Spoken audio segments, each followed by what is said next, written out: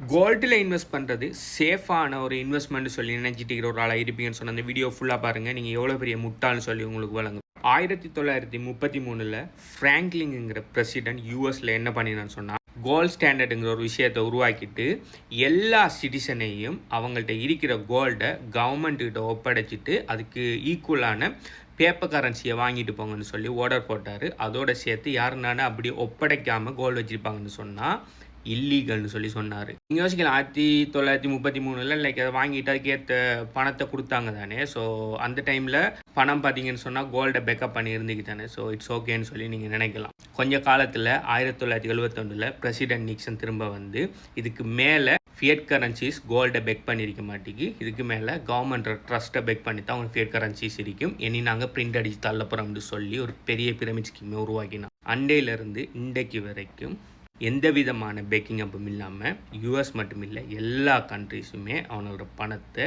Print அடித்து தள்ளிட்டுருக்காங்க. அதனால தான் இன்ஃப்ளேஷனுங்கிற போல பிரச்சனைக்குள்ளே நம்மளாம் தள்ளப்பட்டிருக்கோம். ஸோ இப்போ நீங்கள் இந்த இன்ஃப்ளேஷன்லேருந்து உங்களோட பணத்தை பாதுகாக்கிறதுக்காக நீங்கள் கோல்டு வாங்கி உங்களோட வீட்டை சேமிச்சிட்டீங்கன்னு வைங்க. நாளைக்கு இன்னொரு பிரசிடம் வந்து இதே மாதிரி திரும்ப சொல்லி உங்கள்ட்ட இருக்கிற கோல்டு எல்லாம் பறிச்சான்னு சொன்னால் என்ன செய்வீங்க? நீங்கள் சொல்லலாம், நாங்கள் கோல்டை ஒழிச்சு வைப்போம், அவங்க கேட்டால் கொடுக்க மாட்டோம்னு சொல்லி. நான் ஒன்றும் சின்ன சின்ன கோல்டை பற்றி கதைக்கல. இப்போ நீங்கள் ஒரு நல்ல பிஸ்னஸ் ஒன்று பண்ணுறீங்க, நிறைய பணம் வருது, உங்களோட பணத்தை பாதுகாக்கிறதுக்காக கோல்டில் சேமிக்கணும்னு சொல்லி போட்டு நிறைய கோல்டு வாங்குறீங்க. ஒரு காலகட்டத்தில் ஒரு 50 கிலோ கோல்டு வந்துட்டுன்னு வைங்க. உங்களோட 50 கிலோ கோல்டை ஒழிச்சு வைக்க இயலுமா உங்களால்? சரி, 100 கிலோ கோல்டு வந்துட்டு 100 கிலோ கோல்டை உங்களால் ஒழிச்சு வைக்க இயலுமா உங்களோட வீட்டை? முதலாவது 100 கிலோ கோல்டை உங்களோட வீட்டை முதலாவது வைக்க அநேகமான நகல் வைக்க மாட்டாங்க. ஏன்டா திருடன் ஒரு நாள் திருடம் வந்து மொத்தமாக எல்லாத்தையும் எடுத்துகிட்டு போய்த்துருவான்னு சொல்லிட்டு என்ன பண்ணுவாங்கன்னு சொன்னால், கோல்டு சேமித்து வைக்கிற பேங்க் சேஃப் லாக்கர்ஸில் கொண்டு வைப்பாங்க. as soon as நீங்கள் பேங்க் சேஃப் லாக்கரில் வச்ச உடனே அதோட டேட்டா பார்த்தீங்கன்னு சொன்னால் கவர்மெண்ட்டுக்கு தெரிய வந்துடும். நாளைக்கு இதே மாதிரியான ஸ்டூப்பிடான ஒரு ரூல் ஒன்று அவங்க இம்ப்ளிமெண்ட் பண்ணக்குள்ள உங்களோட கோல்டை உங்கள்ட்ட கேட்காமலே பேங்க்கில் வந்து டிரெக்ட் அவங்க எடுக்கிறதுக்கு சான்ஸ் இருக்குது. எடுத்துகிட்டு அதுக்கு ஈக்குவலான ஏதோ ஒரு பேப்பர் ப்ராமிஸ் ஒன்று தருவானால் அந்த ப்ராமிஸை நீங்கள் வச்சிருக்கக்குள்ள திரும்ப அடுத்த பிரசிடென்ட் வந்து அடுத்த ஸ்டூப்பிடான ஒரு இதொண்டை வச்சு அதுக்கு பிறகு அதை வெலு இல்லாமல் ஆக்கி போட்டு போவானு. இதுதான் திரும்ப திரும்ப திரும்ப திரும்ப நம்மளோட கரன்சிக்கு நடந்துகிட்டு இருக்குது. சரி, நான் பேங்க் லொக்கரில் வைக்கல, நான் யாருக்குமே தெரியாமல் ஒரு சீக்ரெட் லொக்கர் ஒன்று என் வீட்டில் ஒரு பாதாளம் அறை ஒன்று க்ரியேட் பண்ணி யாருக்குமே தெரியாமல் அதுக்குள்ளே கோல்டை வைக்கன்னு ஒரு 100 கிலோ கோல்டை நான் பதுக்கி வைக்கன்னு சொல்லி நீங்கள் சொல்கிறீங்க எனக்கிட்டேன்னு வைப்போம். அதே சமயம் அதே 100 கிலோ கோல்டுக்கு ஈக்குவலான பிட்காயினை நான் ஒரு வாலெட்டில் வைக்கன்னு சொல்லி வைப்போம். நம்ம 2 பேருமே ஒரே சேம் நாட்டில் இருக்கோம். நம்மளோட நாட்டில் மணியை கண்ட மாதிரியெல்லாம் பிரிண்ட் அடித்து ஹைப்பர் இன்ஃப்ளேஷனை உருவாக்கி அது இதுன்றெல்லாம் போய் நம்மளோட நாடு நாசமாக போயிட்டுன்னு வைப்போம். உதாரணத்துக்கு இதுக்கு மேலே அந்த நாட்டில் வாழ முடியாது, கவர்மெண்ட் கடும் பிரச்சனை போயிட்டு இருக்குது, நாட்டை விட்டு வெளியேறணும். உங்கள்கிட்ட இருக்கிற 100 கிலோ தங்கத்தை தலையில் வச்சு அடுத்துக்கிட்டு போவீங்க. நீங்கள் வேற ஒரு நாட்டுக்கு இடம்பெயரக்குள்ளே தலையில் வச்சு கொண்டு போவீங்க. இது நம்ம ஸ்ரீலங்காவில் நிறைய நடந்திருக்குது. நம்ம ஸ்ரீலங்காவில் 20 வருஷமாக நம்ம ஒரு சிவில் வாரண்டுக்குள்ளே இருந்தோம். அதில் நிறைய மக்கள் நிறைய இடங்களுக்கு இடம்பெயர்ந்தாங்க. அந்த சமயம் அவங்களோட அசட்டுகளை, அவங்க வாழ்ந்த வீடு, அவங்க வச்சுருந்த உடைமைகள், அவங்க வச்சுருந்த தங்கங்கள் எல்லாத்தையுமே போட்டுட்டு எந்த விதமான ஒரு பொருளையும் எடுக்காமல் போட்டுட்டு இருந்த உடையோட வெளியிறங்கினாங்க. யோசிச்சு பாருங்கள், அந்த டைமில் அப்படி வெளியிறங்குற ஒரு கட்டம் கொண்டு வந்து அவங்கள்ட்ட 100 கிலோ தங்கம் இருக்கணும்னா இனத்தில் வச்சு கொண்டு போவீங்க. யோசிச்சு பாருங்கள். ஆனால் என்கிட்ட அந்த 100 கிலோ தங்கத்துக்கு பெருமதியான பிட்காயின் என்கிட்ட இருக்கும்னு சொன்னால் அந்த பிட்காயின்ட ப்ரைவேட் கீயை மனப்பாடம் பண்ணிட்டு நான் சாதாரணமாக எந்த ஏர்போர்ட்டுக்குள்ளால வேணும்னாலும் எந்த நாட்டுக்கு வேணும்னாலும் நான் சாதாரணமாக போகலாம். as long as I'm alive.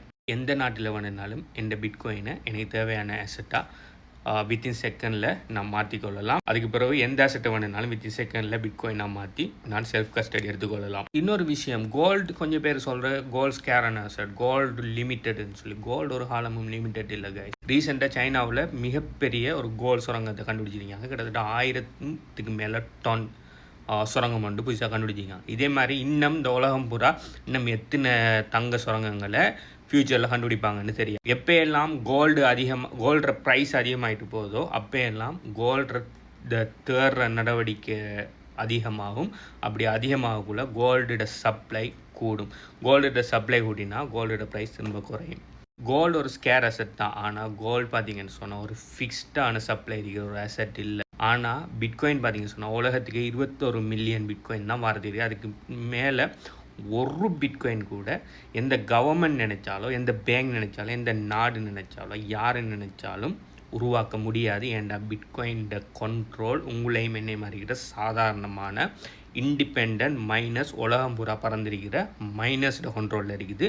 நீங்கள் கூட மைனர் ஆகலாம். ஸோ பிட்காயின் நெட்வொர்க்கில் என்ன ஒரு சின்ன ஒரு சேஞ்ச் வரணும்னு சொன்னாலும் மோர் தென் 50% ஆஃப் த மைனஸ் அதுக்கு அக்ரி பண்ணணும். பிட்காயின் சப்ளையை கூட்டுவோம்னு சொல்லி நான் சொல்கிறேன்னா அதுக்கு மற்ற மைனஸ் உலகம் பூரா இருக்கிற லட்சக்கணக்கான மைனஸ் அதுக்கு அக்ரி பண்ணணும். யாருமே அக்ரி பண்ண மாட்டாங்க. ஸோ நீங்கள் வச்சிருக்கிற கோல்டோட சப்ளை எப்போ வேணுனாலும் கூடலாம். எப்போ சப்ளை கூடுதோ அப்போ பார்த்தீங்கன்னு சொன்னால் அதோட ப்ரைஸ் குறையும். ஆனால் நம்ம பாவிக்கிற ஃபியட் கரன்சிகளை விட நீங்கள் கோல்டில் சேவ் பண்ணுறது பெஸ்ட். ஆனால் நான் சொன்ன மாதிரி கோல்டை செல்ஃப் கஸ்டடி வச்சிருக்கிறது சரியான கஷ்டம். அப்படி நீங்கள் செல்ஃப் கஸ்டடி வச்சுருந்தாலும் சில இக்கட்டான சமயங்களில் அதை எடுத்து இன்னொரு இடத்த ட்ரான்ஸ்ஃபர் பண்ணுறது அதை விட பெரிய கஷ்டம். ஆல்சோ அது ஒரு ஃபிக்ஸ் சப்ளை இருக்கிற ஒரு அசெட் இல்லை. ஆனால் கொஞ்சம் பேர் கோல்டெல்லாம் நான் வச்சுக்க மாட்டேன், கோல்டில் இந்த பிரச்சனைலாம் இருக்கு, ஆனால் நான் என் பிட்காயினை பைனான்ஸில் வச்சுருப்பேன்னு சொல்லுவீங்கன்னு சொன்னால் நீங்கள் அதோட பெரிய முட்டாள்.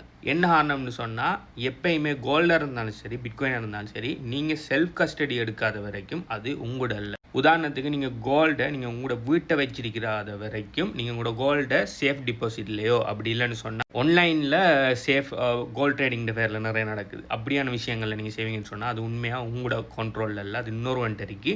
எப்போ வேணுனாலும் யார் வேணுனாலும் அதை உங்கள்கிட்ட இருந்து எடுத்துகிட்டு போயிடும். சேம் திங் நீங்கள் உங்களோட பிட்காயினை இது கஸ்டோடியல் வாலெட்டுகளான எக்ஸ்சேஞ்ச் வாலெட்டுகள்லையோ இல்லாட்டி வேறு ஒரு தேர்ட் பார்ட்டி கம்பெனிஸோட பிளாட்ஃபார்மில் நீங்கள் வச்சுருப்பீங்கன்னு சொன்னால் எப்போ வேணுனாலும் அதை ஹேக் பண்ணலாம். அந்த கம்பெனிஸ் ஷட் டவுன் ஆகலாம். அந்த கம்பெனிஸ் எல்லாம் கவர்மெண்ட் பூந்து ரெகுலேட் பண்ணி அதில் இருக்கிற விஷயங்களுக்கு டெக்ஸ்ட் போடலாம். என்ன வேணுனாலும் செய்யலாம். ஏன்னு சொன்னால் நீங்கள் வச்சிருக்கிற கிரிப்டோக்குரிய அந்த வாலெட்டை கீ ஆடுறீங்கன்னு சொன்னால் இன்னொரு தேர்ட் பார்ட்டிகிட்ட இருக்கும். ஓகே, உங்களோட கண்ட்ரோலில் இல்லை. அதனால தான் எப்போயுமே நீங்கள் பிட்காயின் வச்சிங்க அது $10 வச்சுருந்தாலும் சரி $10,000 வச்சுருந்தாலும் சரி ஆர்பிஐ வாலெட்டுகளில் வாங்கி உங்களோட கண்ட்ரோல், அதாவது அந்த வாலெட்டோட கண்ட்ரோல் 100% உங்கள்கிட்ட இருக்கிற மாதிரி செல்ஃப் கஸ்டடி எடுத்துக்கொள்ளுங்கள். கோல்டு உங்களோட வீட்டை இருக்காத வரைக்கும் அது உங்களோட கோல்டு இல்லை. பிட்காயின்ட கீ உங்கள்கிட்ட இருக்காத வரைக்கும் அது உங்களோட பிட்காயின் இல்லை. நொட்டிய கீஸ் நொட்டிய கிரிப்டோ. அதே மாதிரி கோல்டு உங்களோட வீட்டை இல்லாட்டி அது உங்களோட கோல்டு இல்லை. ஸ்டில் நீங்கள் பேப்பர் கரன்சியை ஹோல்ட் பண்ணுறதை விட கோல்டில் ஸ்டோர் பண்ணுறது பெட்டர் தான். ஆனால் அதை விட கோல்டில் ஸ்டோர் பண்ணுறதை விட பிட்காயினில் ஸ்டோர் பண்ணுறது அதை விட பெஸ்ட். இதை பற்றி நீங்கள் என்ன நினைங்க? நீங்கள் உங்களோட அசெட்டை இன்ஃப்ளேஷனில் இருந்து பாதுகாக்கிறதுக்கு பிட்காயினில் ஸ்டோர் பண்ணுவீங்களா, அப்படி இல்லைன்னு சொன்னால் கோல்டில் ஸ்டோர் பண்ணுவீங்களாங்கிறத கீழே கமெண்ட் பண்ணுங்கள். பை.